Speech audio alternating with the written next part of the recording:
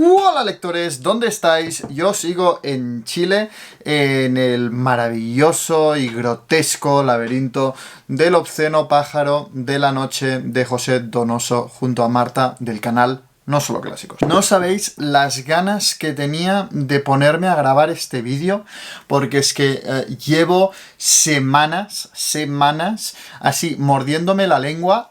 Hostia, me he hecho daño, joder. Me he mordido con ganas. Porque es que a mí el cuerpo es lo que me pedía. Me pedía sentarme aquí y ponerme a hablar un buen rato de este maravilloso libro, la última novedad de Trotalibros Editorial, la editorial de este canal, que no es otra que Una juventud convulsa de Konstantin Paustovsky.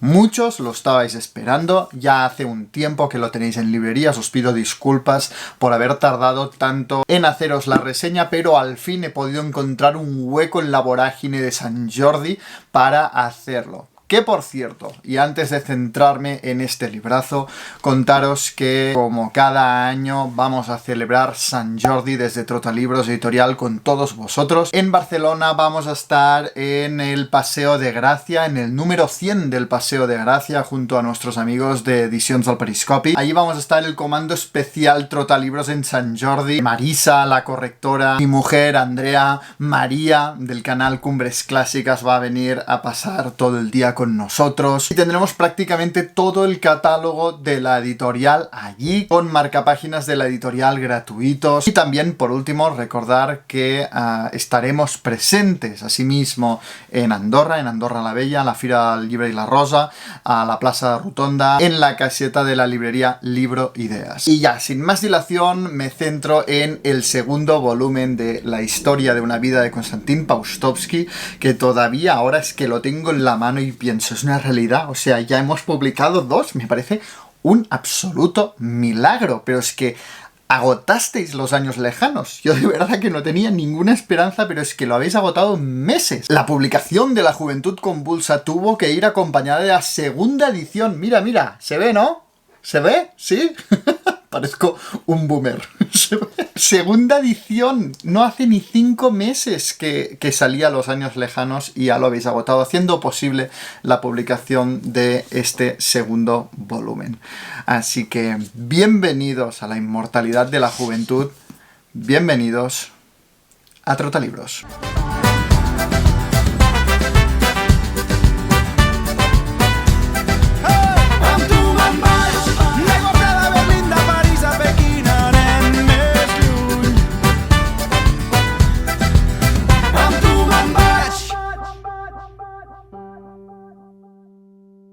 Mi juventud empezó en los últimos años de instituto y terminó junto con la Primera Guerra Mundial.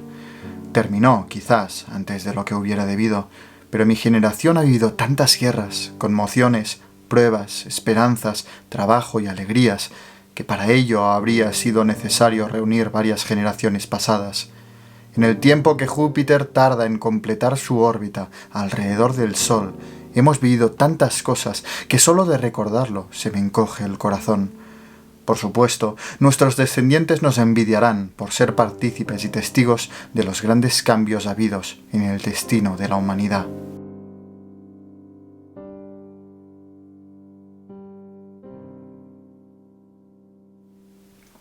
Lo normal en cualquier escritor es que destaque mucho como escritor, se haga famoso como escritor, se convierta ciertamente en una figura cultural y pública muy importante, cuando en el ocaso de su vida escriba pues sus memorias o su autobiografía, donde todos sus lectores van a explorar qué les sirvió de inspiración o cómo se enfrentó al reto de escribir sus obras maestras, ¿no? Quizá incluso con un afán de humanizar a ese escritor que nos parece casi un dios, ¿no? Por las historias que nos regaló.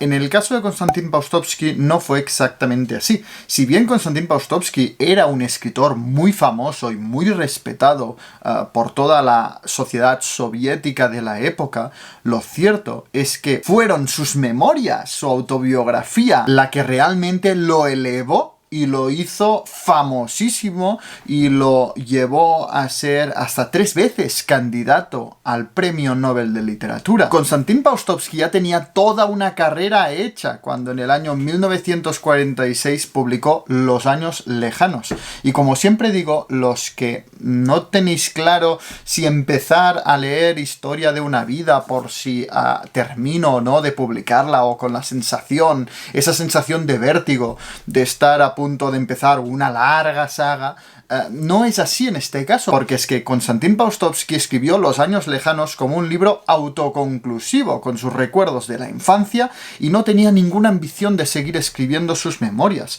Lo que pasa es que tal fue el éxito, tanto enamoró a los lectores, pero también a los críticos y a los escritores. El mismo Iván Bunin, que fue el primer premio Nobel de literatura ruso, lo calificó como una de las mejores historias de la literatura rusa. Y todo esto que os cuento, que rompe con los esquemas de, yo qué sé, ¿no? Gabriel García Márquez, que escribió toda su obra y ya al final publicó Vivir para contarla. La razón por la que es posible en el caso de Konstantin Paustovsky que sucediera al revés es precisamente por el tipo de biografía que escribe. Puede parecer contradictorio, pero las memorias de Konstantin Paustovsky no me parecen memorias en el sentido de que prácticamente no están centrados en él mismo. Y ya sé que es contradictorio porque al final son unas memorias, una autobiografía, ¿no? Pero realmente se vive al protagonista de este libro como el protagonista de una historia, no como el mismo autor, el típico autor anciano contando sus batallitas, para nada. O sea, es que te hace vivir con un ritmo de novela esos tiempos en Rusia, pero también la experiencia vital de un personaje, porque sí, es que me sale hablar en términos de protagonista o personaje que se muestra muy cercano a ti. O sea, los sentimientos, las sensaciones de las que habla Konstantin Paustovsky en su Historia de una vida. Hace perfecto este título, porque es que realmente es historia de una vida, ¿no? Realmente a mí me da igual que fuera Konstantin Paustovsky o no sé, o Konstantin Dostoyevsky, no me venía, o Romanov, no sé. Me sé tantos apellidos rusos. El tema es que en la época, tal fue el éxito de Los años lejanos que Konstantin Paustovsky empezó a verlo como una pieza de una obra monumental más grande, casi diría con la ambición de En busca del tiempo perdido de Marcel Proust, ¿no? Como una saga, una obra magna que abrazara toda su experiencia vital hasta el tiempo mismo en el que escribía, ¿no? Y si Proust es el precedente, hay herederos como Karlov Knausgaard, ¿no? Con su saga Mi lucha, que cuenta su vida, pero su historia adquiere un ritmo de novela y un grado de reflexión que interpela al lector, que aunque no esté especialmente interesado por la vida y milagros de Karlov Knausgaard, ¿no? O de Konstantin Paustovsky, vive su vida de alguna manera. Y así fue como casi 10 años después Konstantin Paustovsky publicó el segundo volumen de Historia de una vida. Así en 1954 publicaba Una juventud convulsa. En cambio, ahora los lectores hispanohablantes solo habéis tenido que esperar unos 5 meses para continuar con la historia de Kostik. Si en el azul helado de Los años lejanos exploramos los primeros recuerdos, la infancia de Kostik, a través también de su familia y cómo se desmorona esta familia y sus primeras amistades en la escuela, en Una juventud convulsa, como bien deja claro el título, se centra en su juventud. Kostik ya no es un niño y si bien en muchos aspectos todavía arrastra la inocencia de la infancia, poco a poco va despertando y va siendo consciente de todo lo que le rodea. Y si la inocencia había caracterizado, ¿no?, el Kostik niño de Los años lejanos, el Kostik de Una juventud convulsa, su juventud, se caracteriza por sus ambiciones, por sus deseos elevados, por esas ganas de vivir la vida, vivir experiencias, viajar, escribir, conocer gente. Es esa inquietud, ¿no?, de la juventud, esa energía, esas ganas de hacer arder la vida. Por otro lado, llevándolo ya al terreno histórico, ¿no?, del trasfondo de la Rusia, si en los años lejanos fuimos testigos del declive del imperio ruso, ¿no? Vemos a un imperio cansado ya, con las estructuras agotadas, con el zar cada vez más lejano a esa imagen sagrada del zar todopoderoso. En una juventud convulsa, la cubierta se tiñe del marrón, del barro del frente de la Primera Guerra Mundial. Y es que una juventud convulsa abarca todos los años en los que Rusia participó en la Primera Guerra Mundial. Y es que prácticamente arranca en el momento en el que Kostik interrumpe sus estudios en la universidad debido precisamente al estallido de la Primera Guerra Mundial. Enseguida vemos cómo el orden, la calma, la paz en Moscú y en toda Rusia se desvanece para dar paso a las campanadas de movilización, a los soldados uniformados, a cómo todas las estructuras económicas y sociales se preparan para la guerra. Konstantin Paustovsky no pudo participar en la guerra como soldado, no pudo ir al frente debido a su miopía, pero esto no significa que no fuera testigo de la crudeza y la destrucción de la Primera Guerra Mundial,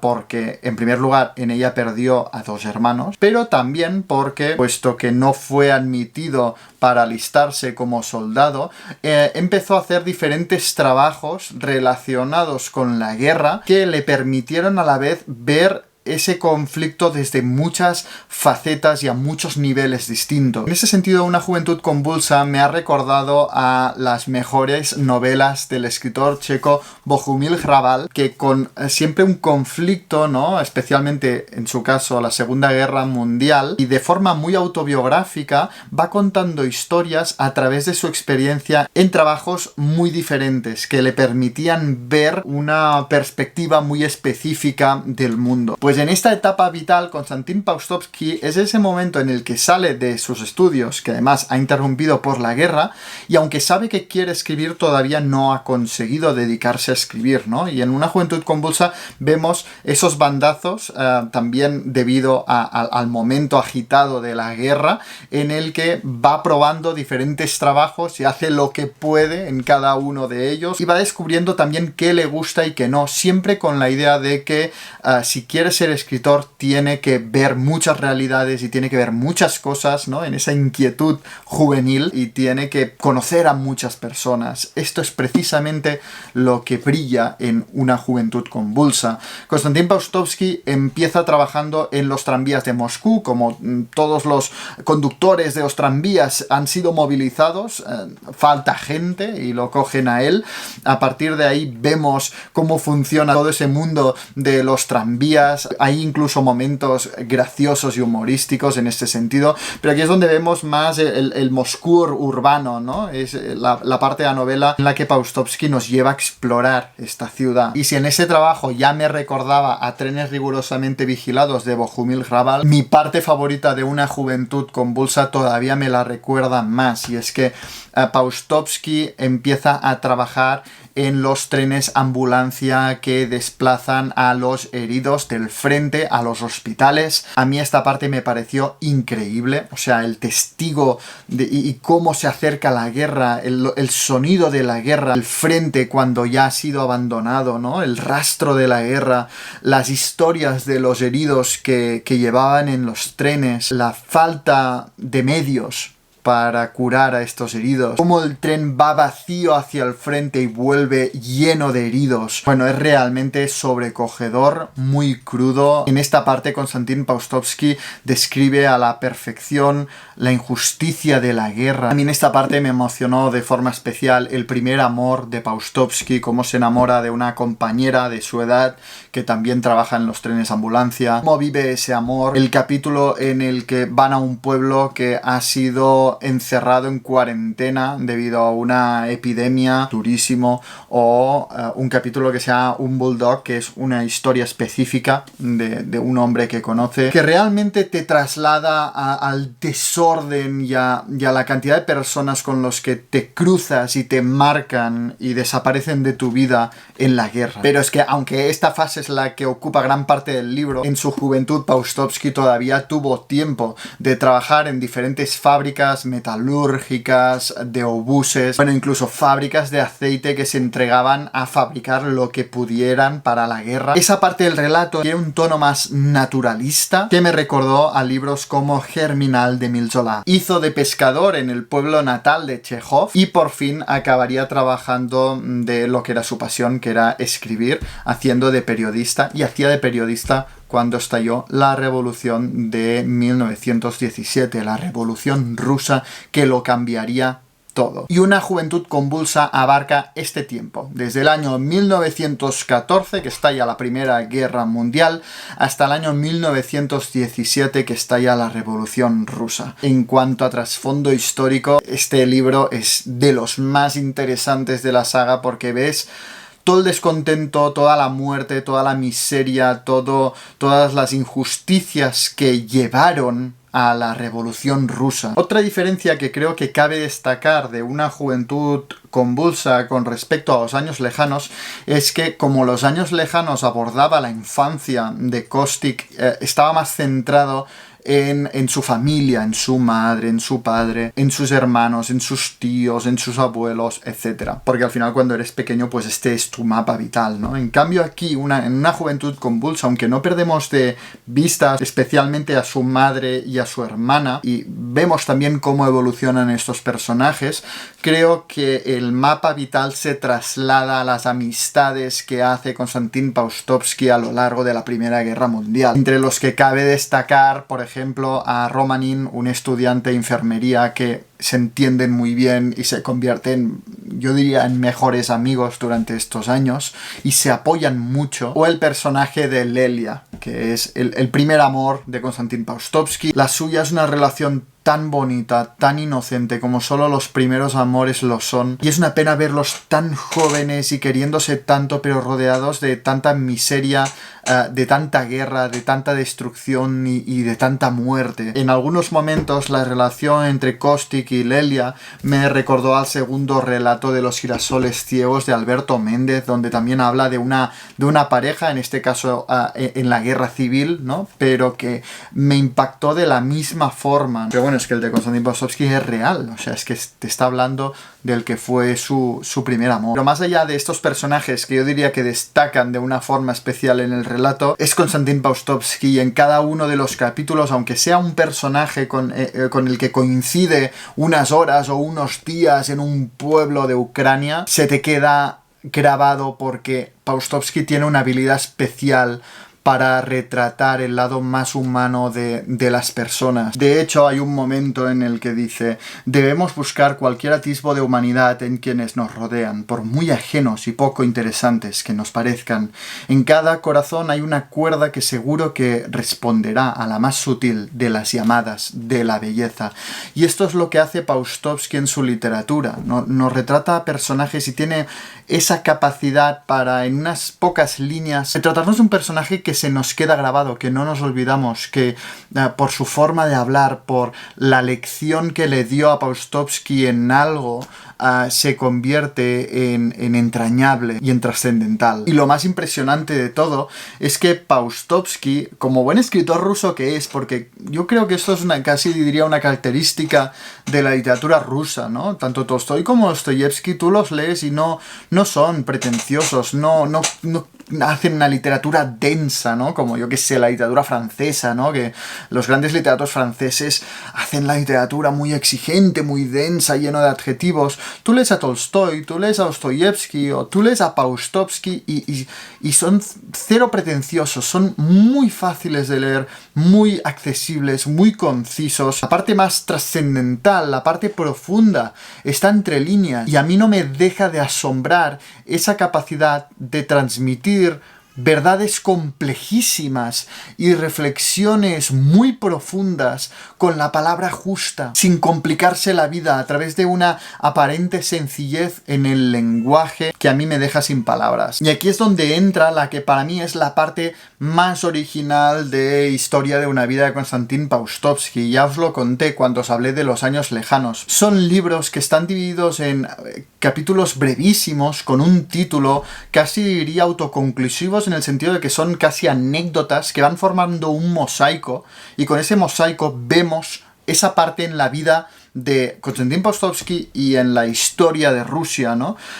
Pero lo hace de una forma tan cercana, tan sentimental, tan humana, que pese a ser unas memorias, pese a ser una autobiografía, casi se acerca más a una novela de formación. Y en este caso, en Una juventud convulsa, casi diría una novela de aventuras, porque vamos siguiendo a Kostik a lo largo de toda la Primera Guerra Mundial. En este sentido, yo en literatura solo he encontrado una cosa que se le pueda asimilar a lo que alcanza Konstantin Paustovsky en Historia de una vida, en Léxico familiar, de Natalia Ginzburg, que también es una autobiografía, con el experimento aquí de que su yo, ¿no? La propia Natalia Ginzburg desaparece bastante y se centra en su familia y en las personas, ¿no? Con quienes compartió vida. Pero es esa sensación de estar leyendo una autobiografía, pero a la vez decir, hostia, es que parece una novela. O sea, las personas que me está escribiendo las siento tan cercanas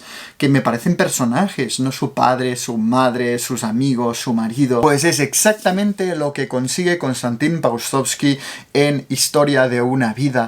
No el que seas testigo de la historia de Rusia y recorras los recuerdos de Konstantin Paustovsky, un escritor soviético, más bien te da la sensación de haber vivido la Rusia de esa época, y también que has compartido camino con una persona como tú, que se llama Kostik y que tiene inquietudes con las que tú te puedes identificar, y conoce a personas humanas, ni siquiera diría personajes, porque las personas que aparecen en estos libros no se viven como personajes, son personas con su humanidad.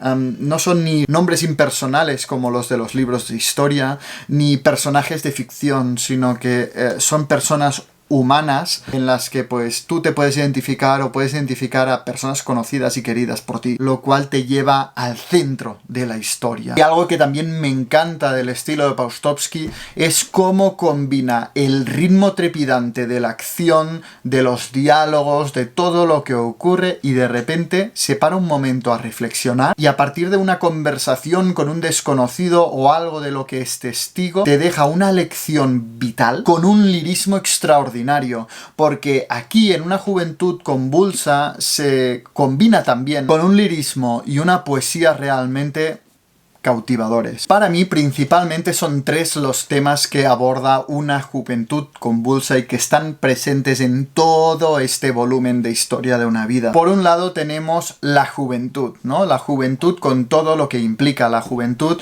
con esos restos de inocencia de la infancia, pero a la vez esa energía vital, cosas como el primer amor, cosas como los sueños de, en el caso de Kostik, convertirse en un gran escritor, esos ojos abiertos, aprendiendo de todo lo que les rodea. Si trasladamos Historia de una vida a Mi lucha de Karlov Nausgard, el volumen de Una juventud convulsa sería el de Bailar en la oscuridad, ¿no? En el sentido de, es la época adolescente, la época de la juventud, de aprender de todo y soñar a lo grande. Hay varias reflexiones a lo largo de este volumen sobre la juventud, sobre cómo puede ser cruel, pero también está llena de pensamientos elevados. Hay un momento en el que dice: con la edad perdemos la capacidad salvadora de exagerar. Y este tema es quizá el que aporta toda la luz a este relato, porque si bien se ambienta en un momento muy crudo y muy duro de la historia, si bien las realidades que te describe son desgarradoras, llega una luz del optimismo y el amor a la vida de la juventud, ¿no? De ese pensamiento de que lo mejor está por llegar, que se junta con esa especial sensibilidad de Konstantin Paustovsky a la hora de observar la naturaleza, las estaciones, los árboles, las flores, los campos, los cielos, ¿no? Esa sensibilidad observadora por la naturaleza de Paustovsky se une a su juventud para aportar luz y aportar optimismo, que contrastan directamente con el segundo gran tema, de donde viene el convulsa del título, que es la Primera Guerra Mundial. La guerra, el sinsentido de la guerra, ¿no? E incluso combinándolo con esa visión de las estaciones, hay momentos en los que Paustovsky se pregunta, pero ¿cuál es el sentido de la guerra? Nos estamos matando entre hermanos. Tiene un gran mensaje pacifista este libro, que creo que no ha perdido nada de vigencia, sobre todo teniendo en cuenta que los lugares, los pueblos y las ciudades que recorre Kostik a lo largo de la Primera Guerra Mundial son los que hoy salen en las noticias por la guerra en Ucrania. O sea, pasa por Kharkov, pasa por diferentes ciudades y pueblos de Ucrania y territorios que hoy están en disputa entre Rusia y Ucrania, que no dejan de ser hermanos eslavos. Por lo que el mensaje de Paustovsky en este libro, aunque se refiere a la Primera Guerra Mundial, es de una actualidad impresionante. Esta parte de la guerra me recordó a una novela que yo diría que es mi libro favorito ambientado en la Primera Guerra Mundial, que es Los favores de la fortuna, del inglés Frederick Manning. Muy autobiográfico también, donde cuenta su experiencia de forma novelizada, claro está, pero en la Primera Guerra Mundial, y al ser un soldado culto, es como que lo tratan de una forma especial, pero él quiere ir al frente, quiere luchar y morir si hace falta al lado de sus compañeros, y retrata a la perfección las trincheras y la muerte y el barro de la Primera Guerra Mundial desde el lado británico. Pues para mí, Konstantin Paustovsky en Una juventud convulsa hace exactamente el mismo ejercicio, pero desde el lado ruso. Y el último tema que yo destacaría en Una juventud convulsa, que al principio se insinúa pero va ganando presencia, es el de Rusia, el del futuro de Rusia, ¿no? Y en ese sentido creo que la época vital de juventud, ¿no?, con ese optimismo, con esa energía, casa muy bien con el momento histórico de Rusia. Cada vez son más las voces que se dejan oír en el relato protestando contra los zares, contra la oscura figura de Rasputín, contra las decisiones que se toman desde los círculos de poder, contra la muerte y la miseria a la que condenan al pueblo. Cada vez vamos viendo más mensajes bolcheviques, ¿no? Va ganando presencia de una forma muy natural, pero al final tú ya ves que algo va a pasar. Aunque no supieras nada de historia, dices, aquí va a estallar esto, porque es insostenible, ¿no? Un pueblo no puede asumir tanta miseria y tanta injusticia, ¿no? Y cada vez como lector ves el futuro de Rusia tan brillante y tan esperanzador como la juventud ve siempre el futuro. Y creo que Paustovsky juega muchísimo con esta idea a lo largo de todo el libro, ¿no? De poner en paralelo su juventud con la juventud o el nacimiento, la semilla de la Rusia que vendrá. De verdad que no os puedo recomendar lo suficiente Historia de una vida de Konstantin Paustovsky. Por favor, darle una oportunidad a Los años lejanos si todavía no lo habéis leído, y si os gustó, no dudéis en seguir la historia de Kostik en una época tan apasionante como en la que se ambienta este segundo volumen. Yo la verdad es que nunca había leído en literatura, creo yo, nada sobre esa época en concreto, la de la Primera Guerra Mundial desde la perspectiva rusa y la semilla de la Revolución Rusa, ¿no? Y poderlo descubrir de la mano de Konstantin Paustovsky fue una experiencia increíble. Y recordad que tendremos ambos libros en Sant Jordi, en Paseo de Gracia número 100, nuestra caseta, y será un placer para mí poderos recomendar en directo estos dos librazos con los que arranca Historia de una vida, y que ojalá os guste tanto Una juventud convulsa que me permita poder publicar el tercero, el cuarto, el quinto y el sexto volumen de esta obra monumental de la literatura rusa. Y esto es todo. Dadme un like si os ha gustado esta reseña, dejadme en los comentarios si leísteis Los años lejanos, si os gustó, si os vais a animar con Una juventud convulsa, si os llama la atención. Dejádmelo todo en comentarios, que yo siempre os leo. Y sobre todo, no olvidéis suscribiros en el canal para no perderos ningún vídeo. Os deseo un feliz Sant Jordi y que leáis mucho. No sé si existe la ficción y si existe la no ficción entendida de forma pura y radical. Toda ficción, aunque vayas al libro más fantástico como El Señor de los Anillos, tiene ecos, tiene recuerdos incluso provenientes del subconsciente del autor, que provienen de sus propios recuerdos, de su propia experiencia. Personajes inspirados tanto en la forma de hablar, ¿no?, como los Ents, que vienen de la forma de hablar de su amigo C.S. Lewis. Pero de la misma forma ocurre con la no ficción, y es que, aunque Historia de una vida pretendan ser unas memorias, al final no dejan de ser los recuerdos subjetivos de Konstantin Paustovsky. Paustovsky no se propuso hacer un retrato de una época exhaustivo y objetivo, sino que comparte sus recuerdos tal y como los retiene después de mucho tiempo. Y al final esta subjetividad, el capricho del recuerdo, ya comporta cierta ficción.